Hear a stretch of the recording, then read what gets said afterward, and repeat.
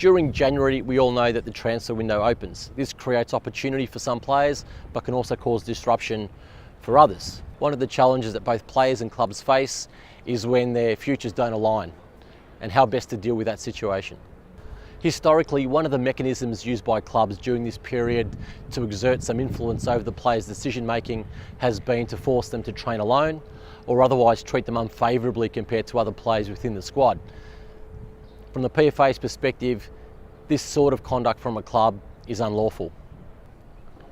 This practice is not something that's normally associated with Australian sport, and it often has its roots in the way that clubs throughout Europe or Asia treat their professionals, and it becomes a mechanism to force players to abandon their contracts. Regrettably, and notwithstanding the standards we have under Australian law and within the Australian workplace, these instances can still occur within the A-League. Gladly, the number of these instances has gone down in recent seasons. However, it's important for the PFA to remain vigilant to ensure that players aren't treated unfavourably. The PFA's position is that treating a player in such a way, forcing them to train alone, treating them unfavourably compared to the rest of the squad, constitutes a breach of the A-League standard player contract. In addition, we also feel that it can constitute workplace bullying. In these instances, we feel it's appropriate that the matter be referred to the Fair Work Commission for further investigation. Workplace bullying is the repeated and unreasonable behaviour directed towards a worker that creates a risk to health and safety. If this threshold is met, the PFA's intention will be to refer the matter to the Fair Work Commission for further consideration.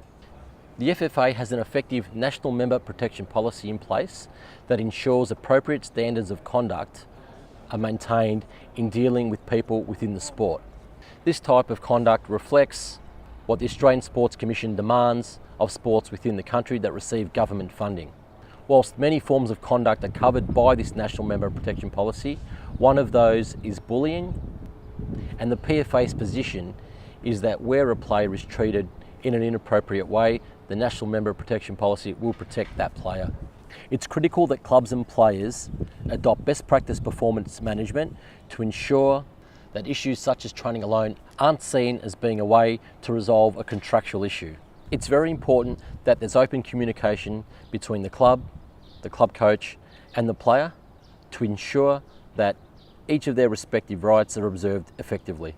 For instance, it must be very clear as to what the player's key performance areas are, and following on from that, what performance standards do they need to reach to satisfy the coaching staff. A player's performance must be assessed and the player given feedback so that he has an appropriate opportunity to improve the areas that are deficient. Finally, it's critical that the club then supports the player to enable them to reach the level that the club wants from them.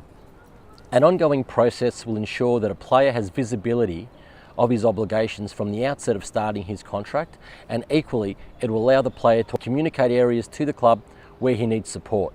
This will ensure that the sorts of issues that can often arise during a transfer window in January are flagged well in advance and can be resolved. Finally, matters such as these can be quite complex and quite emotional. If you're a player falling into one of these situations, feel free to contact the PFA and we can assist you with achieving an outcome. Thank you.